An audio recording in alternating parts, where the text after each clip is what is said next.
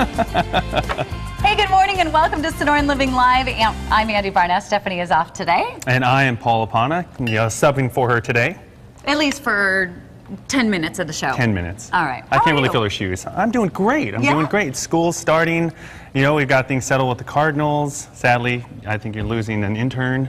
Yeah, well, you just sort of recapped everything we've talked about for the last 30 minutes on the show. So we're done. Well, thank you very much. Well, we are so excited to have you here. Stephanie is off. She'll be gone for a couple days, but we've got great folks in the kitchen like you, and you're going to be making what? Let's get started in the kitchen. All right. Well, I'll tell you what, we're going to be making, I'll tell you, honestly, my favorite dish, and my wife prepares this at home, so I'm stealing it from her. So this isn't a favorite dish that you make. This is a favorite dish you like to eat. Yes, yes, and that's a rarity in itself. And what is it called? It's Italian penne pasta. It has Italian sausage, broccoli, and sautéed slivered garlic. Which, you know, garlic is.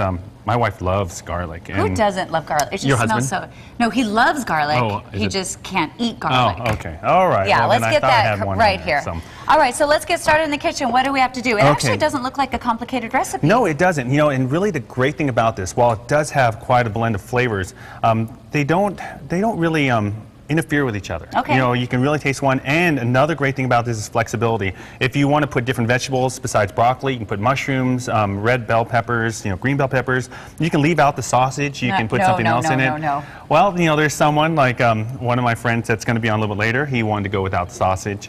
You can add more Parmesan cheese, add something else. Oh my gosh, flexibility. But the way galore. we have it here is the way your wife makes it, and this is how you love it. Yes, and I don't like to mess with perfection myself. And, good boy. You've learned. I'll get points. That's right. I'm a good learner. So let's get started here. What can I help you do? Well, I'll tell you what. This one you start off, and there are quite a few processes, but relatively very simple.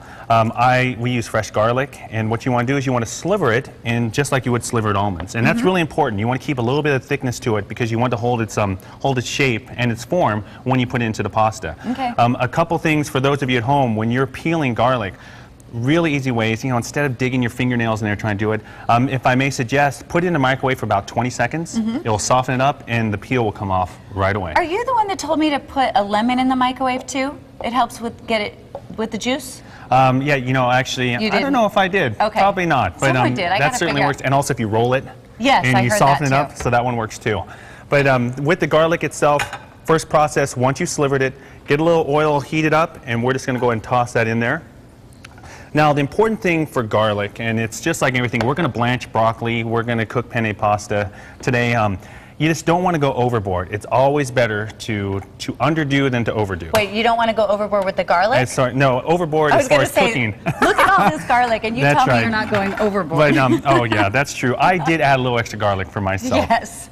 But as far as cooking, as far as anything like that, you don't want to overcook the broccoli because once you've gone overboard, you can't come back. Same with pasta, and the same with this. While you are actually sautéing the garlic, while you're doing that, you just want a nice golden brown. And since it is thin, it takes maybe about a minute, 2 minutes. Okay. Now with the sausage, what we want to do is you're going to use about a pound of sausage.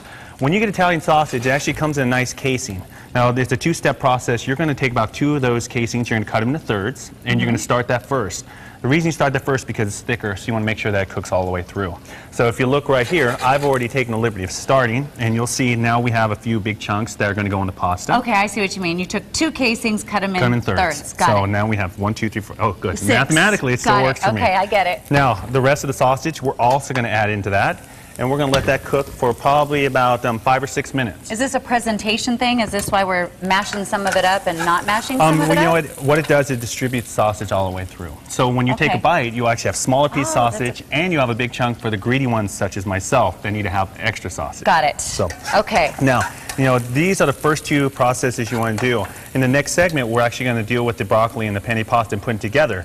But this point right here, once we start browning the garlic, what you want to do is you actually want to separate it out of that with a slotted spoon because you want to leave the oil in there. Okay. And we're going to put it back in your glass. Same thing with the sausage. Once the sausage is done, we're going to separate that and we're going to keep them in there. At the end of the meal, what you're going to do is you're going to heat it all up again. So if it gets a little cold, that's fine. So we're getting rid of the garlic right now. Yes. That was just to sort of flavor the olive oil and. Well, no, we're going to use it later on. We're going to put it in the pasta. Oh my goodness, we got to have that in there. I'm sorry. You're like, no, that would ruin the recipe. I know. I would just die. But if you look, it has a nice brown color to it. and you're just going to take a nice slotted spoon, and you're going to separate it and keep it in a little dish for yourself. Okay. And don't eat it, because raw garlic, while it smells good, it isn't going to taste good unless it has everything else with it. Yeah, I'm the type of person, I think everyone knows this by now, that when I eat garlic, it goes in my hair, yes. in my fingers.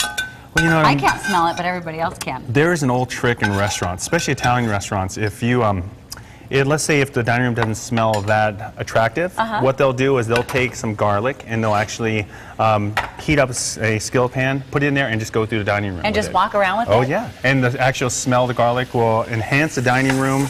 You know, I'm sorry I gave away that old Italian secret. No, I like that. I could do that around my house for sure. I'm going to be swimming with the fishes now. You know, I just gave away an Italian secret. You're not going to see me anymore. When we come back, Chef Apana from the Village Tavern, he is going to help us, or actually we're going to help him finish up this yummy recipe that his wife makes. Yes. That is his absolute favorite. And you know what else? We have a special treat because he brought his kids here today. Yes, Are you dying to know how cute his kids are? Yeah, they're just as cute as he is. And all his because wife, of my wife. Yes. Don't say anything about me. So we'll be back in about 20 minutes. So stick around. We'll be back.